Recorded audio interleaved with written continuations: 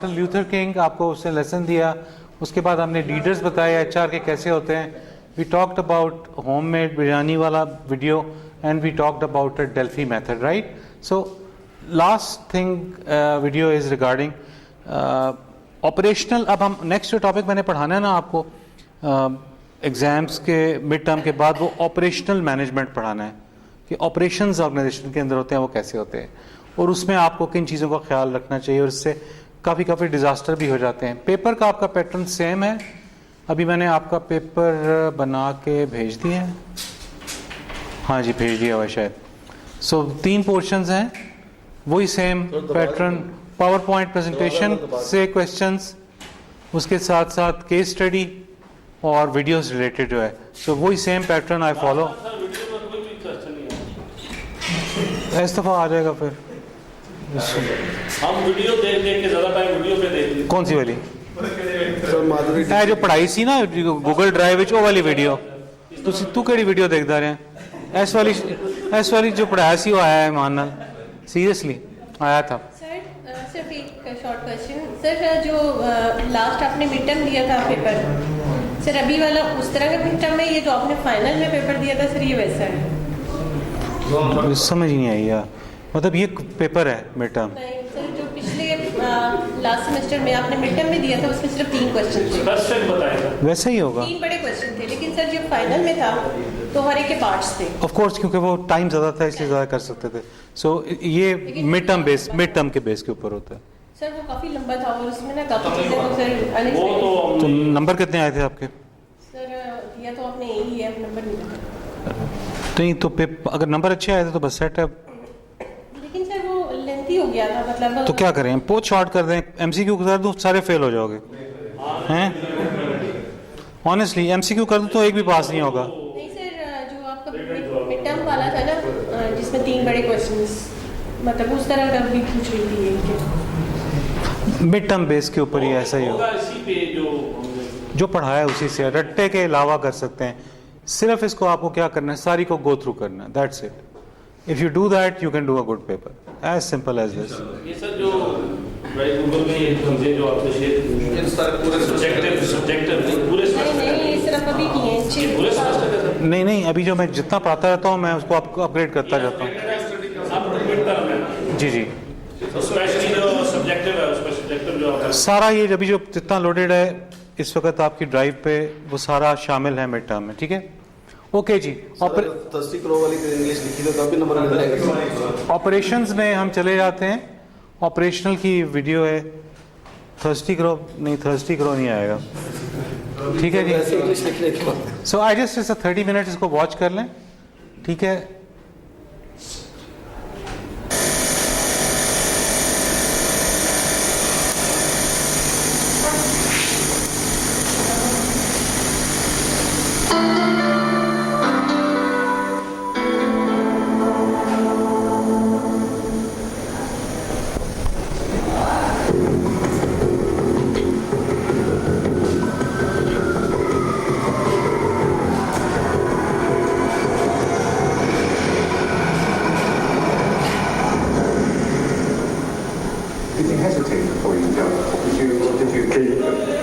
No, the decision was made for me. It was motion.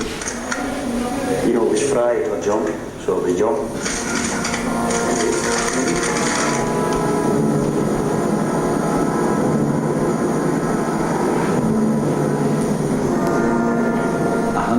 Miles from Aberdeen, beneath some of the fiercest waters in the North Sea, is the Piper oil field. The platform which exploited the field was gigantic.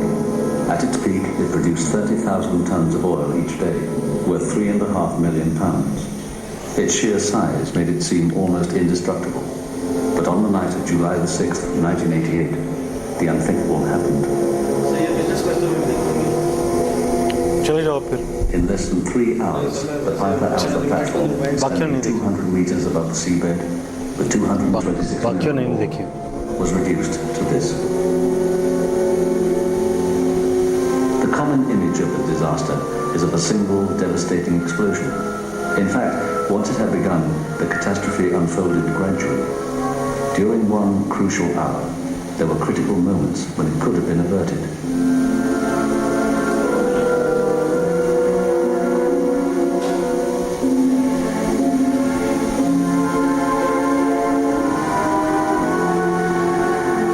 Owned by Occidental Petroleum, Piper Alpha was spectacularly productive. In June 1988, producing 10% of Britain's North Sea oil. It had been built in 1976, initially only to extract oil, but it was later adapted to produce gas as well. This left an unfortunate legacy in its design. The platform was made up of 4 modules, separated by fireproofed walls, arranged so that the most dangerous works, such as drilling, were as far from the accommodation block as possible. When Piper was belatedly fitted for gas extraction, some of the gas compression works had to be sited close to sensitive areas, such as the control room. This was to have tragic consequences.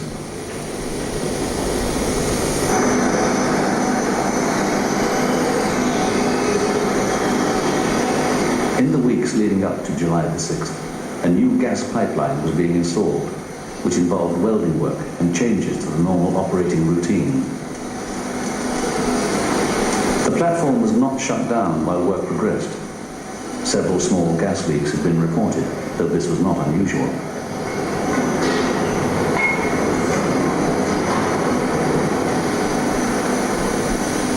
On July the 6th, one other piece of work was going on. The platform had 2 large pumps, A and B, which pressurized the gas and sent it onto shore.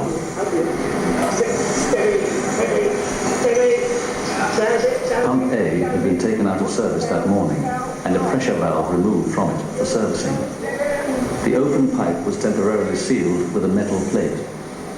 The pressure valve was meant to be replaced by the end of the day, but the job overran. All right, lads, pack it up. We're not running over here. I'll have to finish in the morning, I guess. The engineer in charge filled out the permit to work form, which let everyone know that the pump was out of action and couldn't be used. In fact, 2 permits had been taken out that morning for the pump. One was for the work on the pressure valve, the other for a routine overhaul, which would last 2 weeks but hadn't yet begun. The 2 permits became separated. When work finished for the day, the engineer returned the permit for the pressure valve to the control room.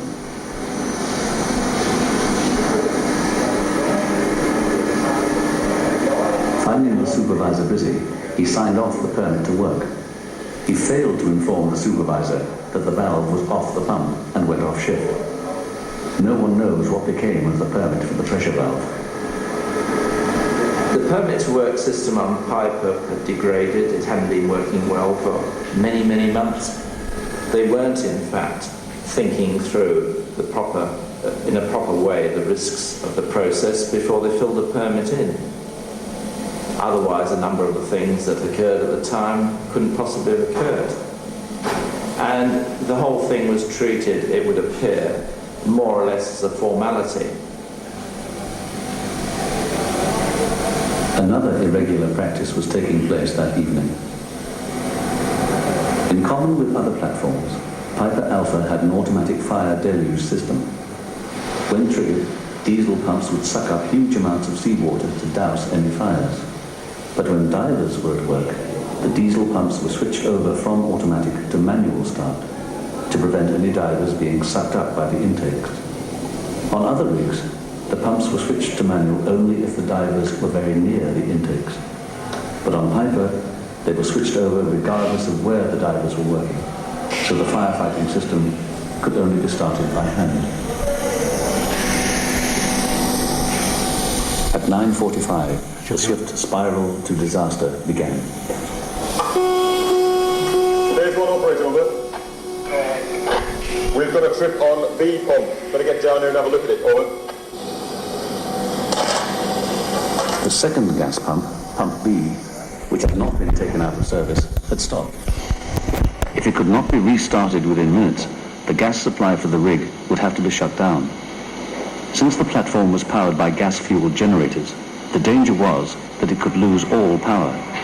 If drilling was going on, the drill could get stuck at enormous cost. The supervisor kept a watchful eye as Pump B repeatedly failed to restart.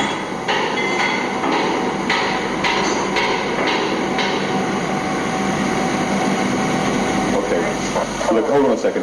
What's up? Can't get it started. How come? I don't know. There's lube oil on the floor. Someone's talking about hydrates. Pump B's out for maintenance. Right. But it's a 2-week job. They only started it today. It's only been electrically isolated, I think. Where's the PTW for it? The engineer retrieved the permit for the 2-week maintenance job on Pump A. He was not aware that there was a second permit for the work on the pressure valve, so he didn't know that it had been removed. I'll sign it off. We'll get Pump A back on. We can use that one. All right. Maintenance, fleet hand. Contact control group. Tell give me the okay, and we're going to go straight away with that, all right? Since the maintenance work hadn't yet started on Pump A, the supervisor assumed that it would be safe to restart.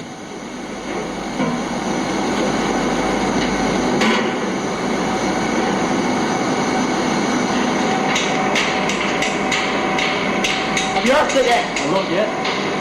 Come on, we've got 2 or 3 minutes here. Come on. As Pump A was prepared for restarting, no one noticed that the vital pressure valve was missing, since the metal plate was 15 feet up and hidden by machinery. Moved it yet? Come on! We're short of time here.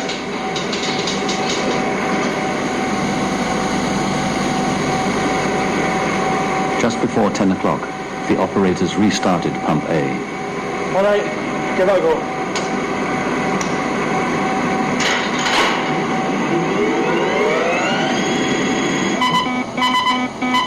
What's on, those 3? Maintenance fleet hand, we've got a trip on 2 of the centrifugal compressors, over.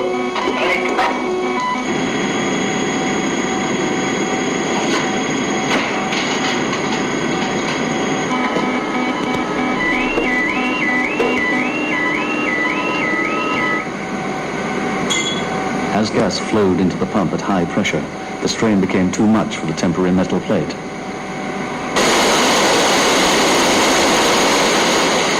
With 70 kilograms of gas escaping in under 30 seconds, alarms went off everywhere.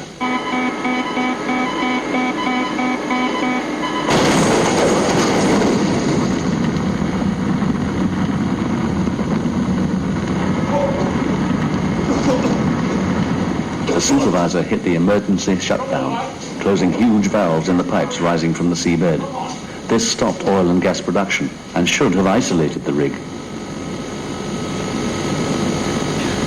But the blast had blown down fireproofed walls to the adjoining oil separation area, rupturing pipes and, as this footage taken just minutes after the explosion shows, starting an oil fire.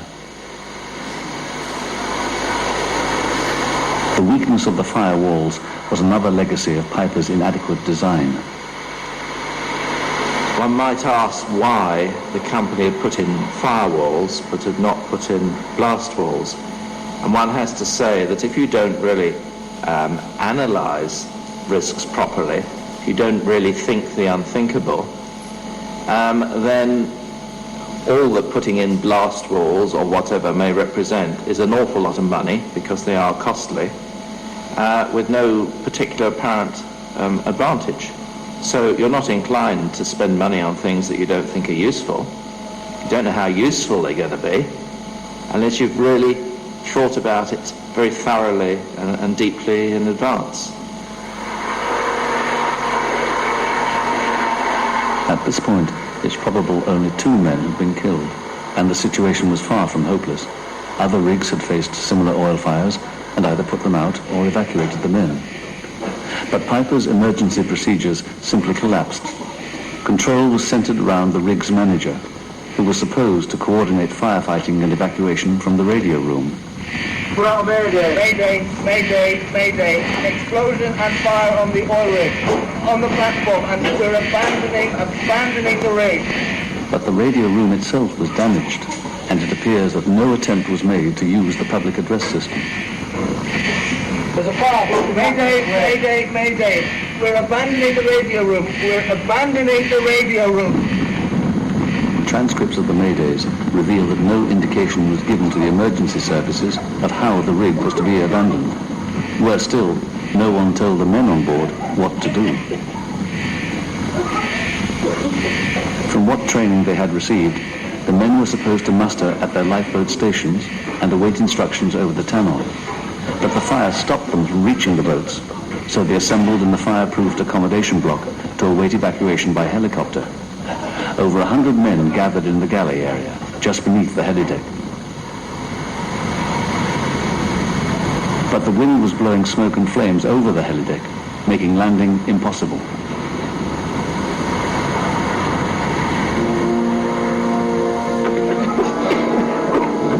The men were given no further instructions other than to wait. Although the accommodation block was gradually filling with smoke, at no point was there an organized attempt to lead them to safety.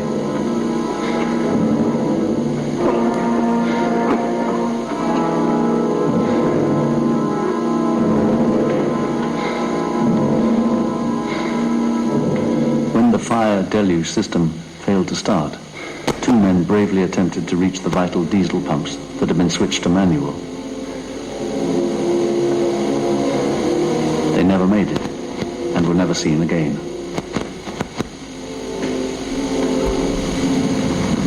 The emergency shutdown had stopped oil production on Piper, yet the oil fire continued to rage.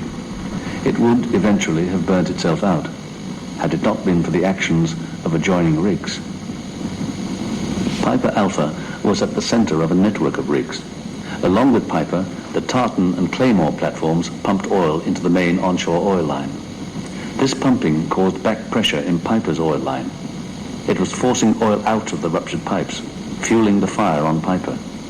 To prevent this backflow of oil, it was vital that the 2 other rigs stopped pumping immediately. 22 miles away, Claymore heard the first mayday. You're trying Piper. Communications between the platforms had been knocked out in the explosion. Yet the manager of Claymore continued to pump oil, believing that the situation was most likely under control. We just got a second mayday. A big explosion. They might have lost the radio room and all. Stand by vessel Nautica. Proceed to Piper. See if there's anything they need. The manager tried to contact Occidental's control center on shore, meanwhile continuing oil production. There's been an explosion on Piper and there's a fire on the west side. There's a lot of black smoke blowing over the helideck. It sounds like an oil fire. Look, if it's a big one, Piper's lines are going to fail. I think we should shut down. Has Piper shut down? Yeah, they have. How's the pressure on the line? Yeah, it's holding up all right. Don't shut down. Meanwhile, the Tartan rig, only 12 miles away, in spite of hearing the maydays and seeing flames on the horizon, also continued to pump oil. The manager had received approval for this decision from his superior in Aberdeen. There's always a potential conflict between production and safety. The revenue on a daily basis of an offshore platform can be very considerable indeed. When you shut a platform down, it's a difficult matter to restart it. It may take you 2 or 3 days to get back up to full, proper production. So it's not a decision you lightly take. Unless you give an OIM the authority to take a difficult decision in that situation without fear of subsequently being blamed, then people will delay, they will be inhibited, they will wait too long, and things can get much worse. The oil spewing from the shattered pipes on Piper heated up something far more hazardous. There were huge gas lines also coming in from the adjoining rigs. These meter-wide pipes ran for miles and contained thousands of tons of highly pressurized flammable gas. The dangers were well known to Occidental's management. They had commissioned a report 2 years earlier which warned, these pipelines, especially the gas pipelines, would take hours to depressurize because of their capacity. This could result in a high-pressure gas fire on the cellar deck that would be virtually impossible to fight.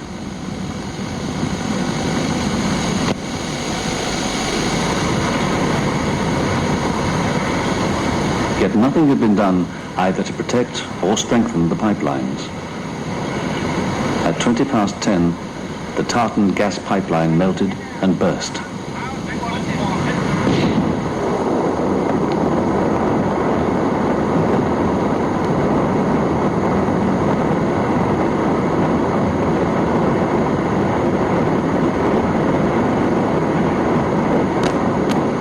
Tons of gas were coming out of the ruptured pipe every second, 1.5 times the entire UK gas consumption in an area just 75 metres square.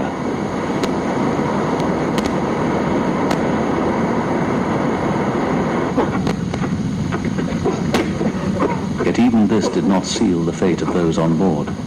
Such was the efficiency of the fire cladding on the accommodation block that most of the men were still alive, although increasingly overcome by smoke.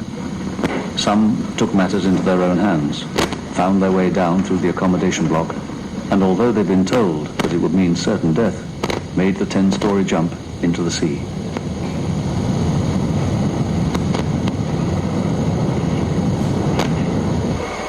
The second explosion knocked out the telephone link between Claymore and Occidental's onshore control centre.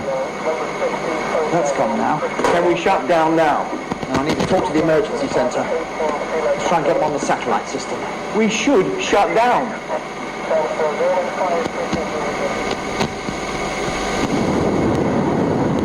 Naros engaged in firefighting with mass cutter also alongside. Other vessels and boats in the area. Numerous other vessels are proceeding. Other casualties sighted on the drill floor of Piper anticipate very high casualties. Believe casualties still on board platform. This is Claymore. Do you read? Over.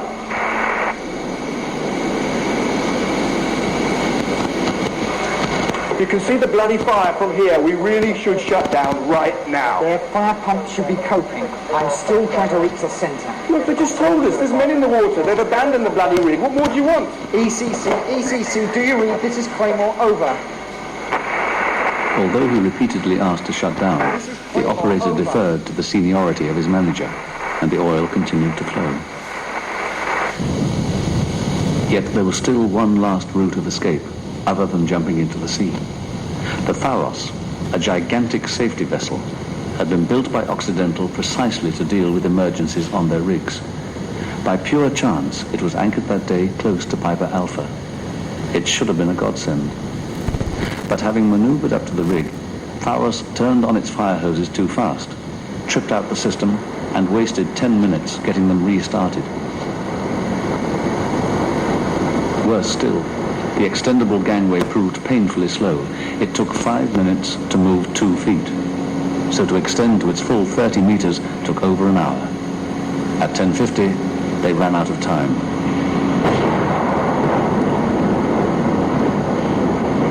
A second gas pipeline burst, containing thousands of tons of gas under enormous pressure. The intense heat drove the V.R.U back, and from then on, the crew could only witness as the platform slowly melted and collapsed.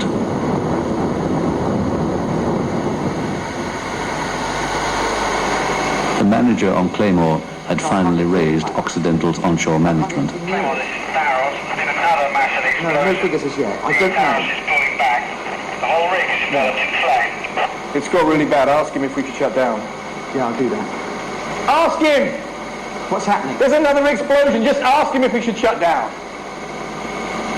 All right, shut it down. What's your status out there? We're still online. You what? Prepare for controlled shutdown of MOL. I repeat, prepare for controlled shutdown of MOL. Shut down now. Low down the gas line to Piper. Get hold of Tartan and tell them to shut down too. If Claymore and Tartan had shut down oil production when they'd heard the first maydays, it might well have significantly reduced the fire threatening the gas pipes on Piper Alpha, at least delaying their rupture, if not preventing it.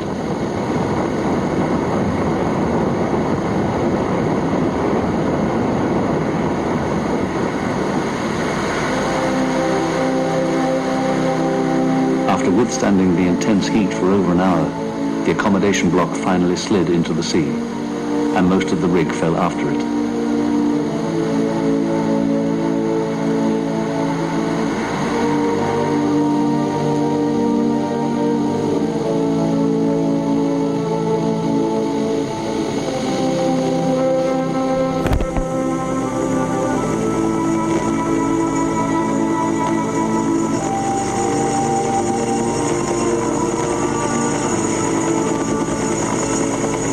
Of the 226 men who had been on board Piper Alpha, 166 were dead.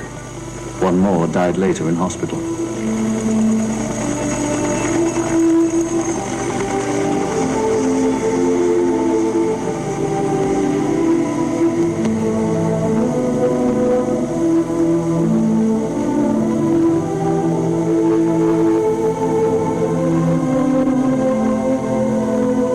Only 61 men survived, almost all because they had decided to ignore what little training they had been given and jumped from the burning rig.